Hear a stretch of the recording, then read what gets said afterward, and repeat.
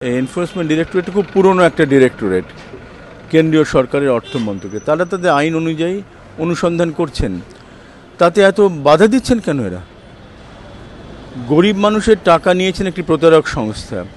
আমরা বিস্মিত হয়ে জানলাম সেই প্রতারক সংস্থার আত্মীয় স্বজনকে রক্ষা করছিলেন রাজ্য সরকার।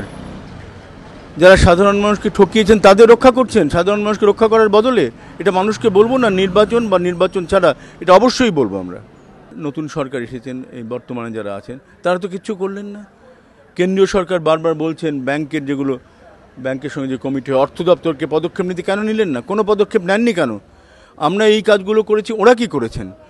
এবং যেহেতু এই প্রশ্নগুলো তুলছেন এখন, আর আরেকটি জিনিস এখানে মনে পড়ছে আমার, এটা ডিসেম্বর মাস 2012 সালে আমরা শুধু একটা আলোচনা চেয়েছিলাম বিধানসভায়।